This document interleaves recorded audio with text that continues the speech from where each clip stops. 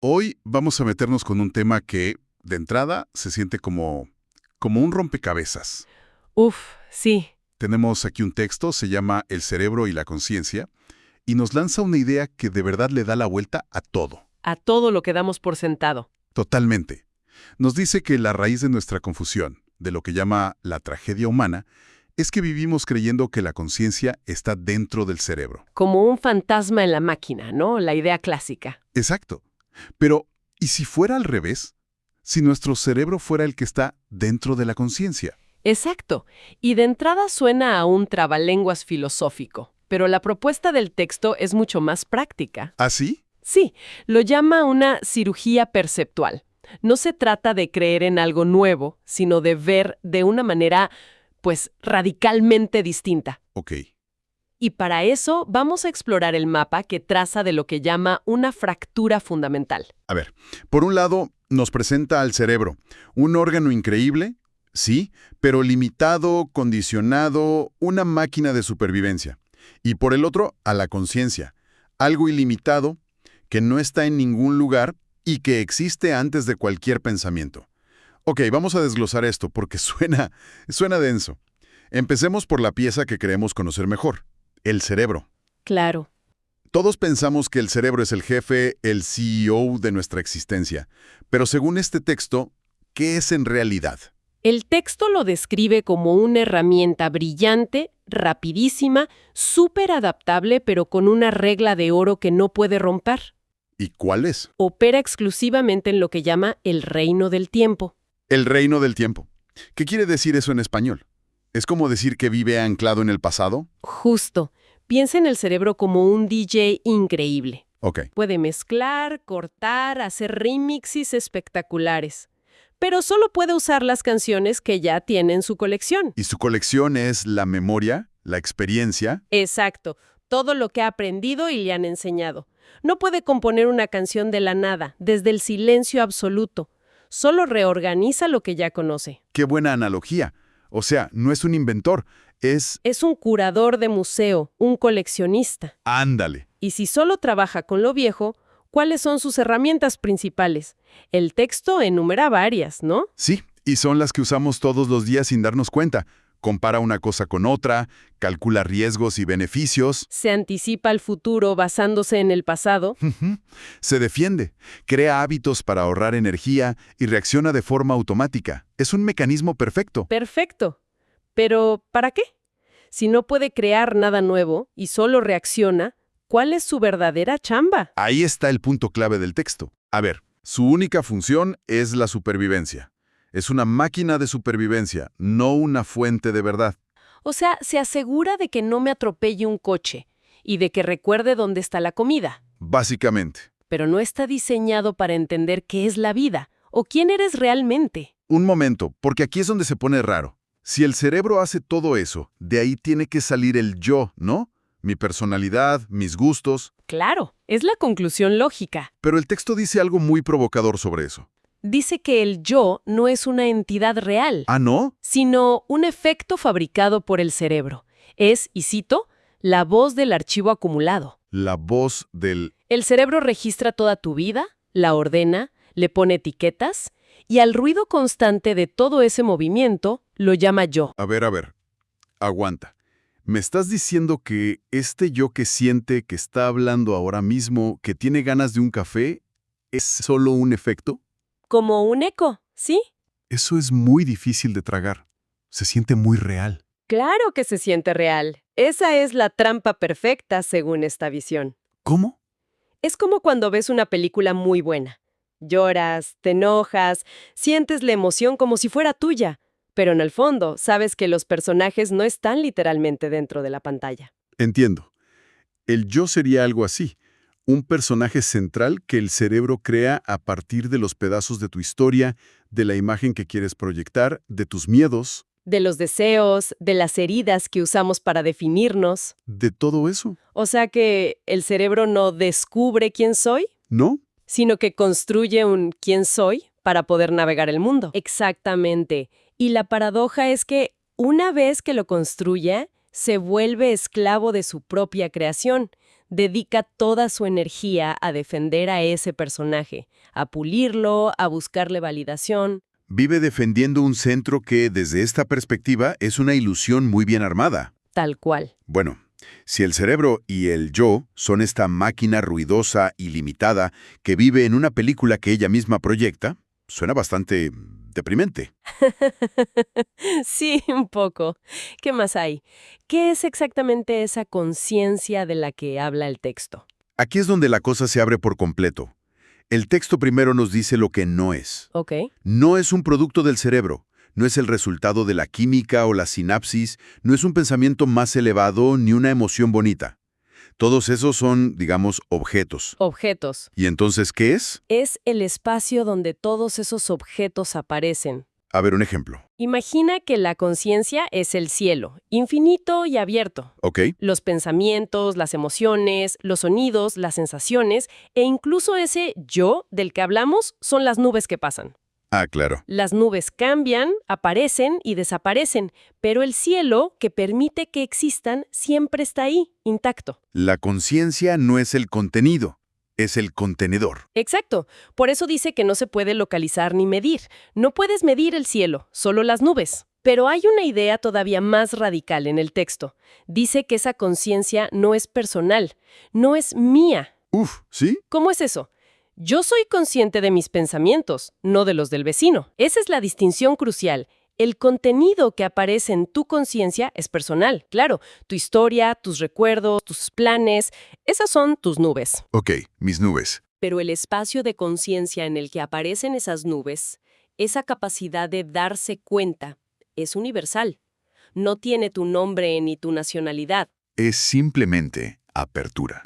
Apertura ilimitada, la llama el texto. Vale, creo que lo voy captando. Entonces, si no es personal y no juzga, opera de una forma distinta al cerebro. Totalmente. El texto la describe como una inteligencia sin propietario. Como no está atada al pasado ni a la supervivencia, su forma de operar es muy diferente. Dice que comprende sin analizar, que actúa sin calcular, que siente sin el filtro del miedo y que percibe la realidad directamente, sin las distorsiones del yo. Exacto. Y así cerramos el círculo de la idea inicial. El cerebro, con todo su ruido, es solo una nube pasajera dentro del cielo inmenso de la conciencia. Ok, ya tengo las dos piezas del rompecabezas sobre la mesa. El cerebro máquina, que es como el DJ coleccionista, Ajá. y la conciencia espacio, que es como el cielo abierto. Entonces, ¿dónde nos equivocamos en el día a día? ¿Cuál es ese error fundamental que menciona el texto? El error es simple y lo cometemos a cada instante. Le pedimos al cerebro que haga el trabajo de la conciencia. Le pedimos a la máquina finita que nos dé paz infinita. Que entienda el amor, que encuentre el sentido de la vida. Y el cerebro, que es muy obediente, hace lo único que sabe hacer. Que es analizar, comparar, teorizar, empaquetar todo en conceptos. Exacto. Intenta comprender la conciencia y la convierte en una idea. Intenta alcanzar la paz y la convierte en un plan a 10 pasos. Es como intentar meter todo el océano en una botella. Ándale. No importa qué tan grande sea la botella. Es un error de categoría. Siempre vas a fracasar y a frustrarte, porque estás usando la herramienta equivocada. Esto me lleva a una pregunta sobre el conocimiento. Si analizar y conceptualizar es parte del problema, ¿saber cosas es malo? El texto hace una distinción muy filosa aquí. Dice que hay dos tipos de conocimiento. Ok, El conocimiento técnico, práctico, como manejar un coche, como programar. Ese es indispensable. El problema es el otro tipo, el conocimiento psicológico. conocimiento psicológico. ¿Te refieres a saber quién soy? ¿Sí?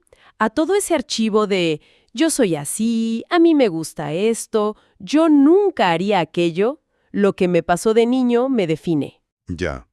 A todo ese conocimiento, el texto lo llama, sin pelos en la lengua, una prisión. Una prisión. Pero espérame tantito. Eso va en contra de todo lo que nos han dicho. Totalmente. Se supone que el autoconocimiento es la meta, ¿no? Conócete a ti mismo.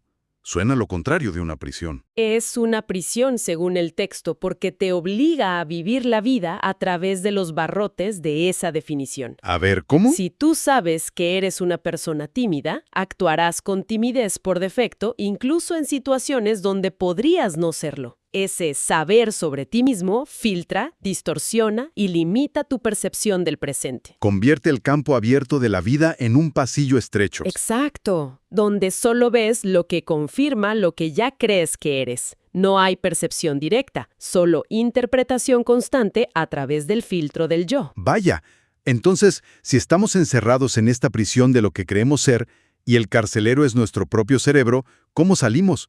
¿Hay que meditar 20 años en una cueva o qué? Jaja, no. La respuesta del texto es muy contraintuitiva. Dice que no se logra con tiempo, ni con esfuerzo, ni con un plan de mejora personal. ¿No? ¿Entonces? De hecho, todo eso sería el cerebro tratando de mejorar al yo, lo cual solo refuerza la prisión. La propuesta es que la liberación es un acto inmediato. Un acto inmediato. ¿Cómo qué? Se trata de ver el movimiento del yo en el instante en que ocurre. Ok. Ver esa reacción de enojo, esa necesidad de tener la razón, ese juicio que aparece sobre alguien. En el momento exacto. ¿Y con solo verlo? El texto dice que el simple acto de ver ese mecanismo, sin juzgarlo ni intentar cambiarlo, le quita toda su autoridad. No es que el enojo desaparezca por arte de magia, pero es como si le quitaras el poder. Exacto. Como si dejaras de creer que tú eres ese enojo. Precisamente. Y en el momento en que el yo pierde autoridad, se crea un pequeño espacio, un silencio. Y en ese silencio, Es lo que queda cuando el ruido se calma. Me encanta una frase del texto que dice: un cerebro limpio es un instrumento de precisión. Un cerebro lleno es un obstáculo. Es buenísima. para llegar a ese cerebro limpio, el texto propone 3. No sé si llamarlos técnicas, pero sí movimientos. El primero es la indagación. Sí, pero es una indagación muy particular. No se trata de pensar más para encontrar más respuestas. Entonces, Es usar preguntas no para concluir, sino para desarmar. o sea, no es buscar la respuesta a ¿quién soy?, sino usar la pregunta para ver que el yo que busca la respuesta es parte de la ilusión. Justo. ¿Qué es exactamente esto que estoy defendiendo con tanta fuerza? ¿O de dónde sale este miedo? ¿Es real ahora mismo? O ¿quién es el que sufre cuando digo estoy sufriendo? Ese es el espíritu. Ok, el segundo movimiento es la sensibilidad. Dice que esta percepción no puede ocurrir en un cerebro endurecido. Claro, con el celular vibrando cada 5 minutos, las noticias, las opiniones, el ritmo de vida. El cerebro está constantemente bombardeado y en tensión. ¿Cómo vas a notar el micromovimiento del yo, como lo llama el texto, si hay tanto ruido afuera y adentro? Es imposible, justo. Se necesita un cierto silencio y calma para que esa sensibilidad florezca. Y el tercer movimiento es el más interesante para mí. La inteligencia no intelectual. Suena muy bien en teoría, pero en el mundo real, si no analizas y no calculas, te comen vivo. ¿No es una propuesta un poco ingenua? Es una objeción lógica, pero el texto no se refiere a la ingenuidad en el mundo práctico. Lo define de una manera muy simple. A ver, Es la capacidad de ver el peligro de algo y soltarlo sin esfuerzo. por ejemplo, Por ejemplo, cuando ves de verdad, no solo como una idea, que compararte con otros siempre produce sufrimiento. La comparación pierde su atractivo y simplemente la dejas de hacer, no porque te fuerces, sino porque ves que es absurda. como ver que el fuego quema y retirar la mano sin tener que hacer un plan de 5 pasos para retirarla. Exacto. Es una inteligencia que nace de la percepción, no del análisis. Y el texto afirma que esta inteligencia no viene del cerebro, Ah, no. sino que es una cualidad de la conciencia misma que opera a través de un cerebro que se ha vuelto sensible y silencioso. Ah, y para amarrar todo esto, el texto usa una metáfora final que creo que por fin hace que me caiga el 20. El vaso y el océano. Esa misma. Si es muy potente, el cerebro es como un vaso. La conciencia es el océano.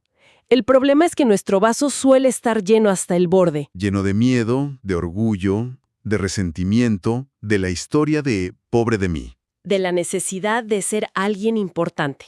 No cabe nada más.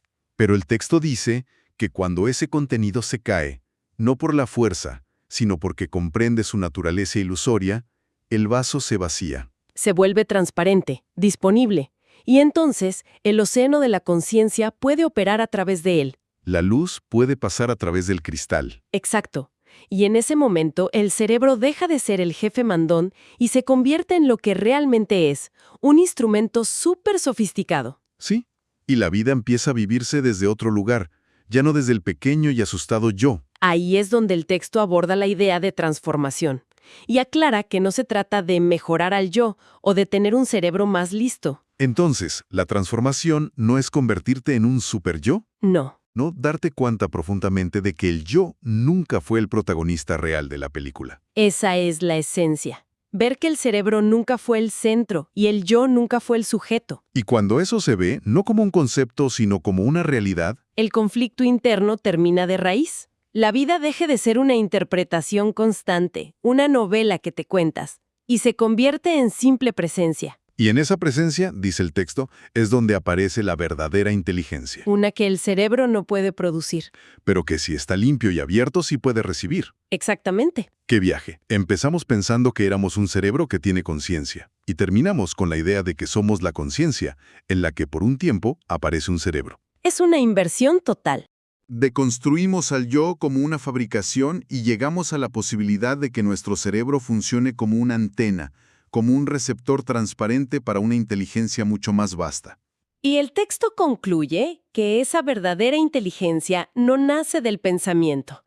Y eso nos deja con una pregunta, no para responderla ahora, sino para explorarla por cuenta propia. A ver, suéltala. El texto nos invita a reflexionar. Si la vida dejara de ser una interpretación personal y se convirtiera en simple presencia, ¿cómo cambiaría no solo nuestra percepción del mundo, sino cada una de nuestras acciones y relaciones más cotidianas?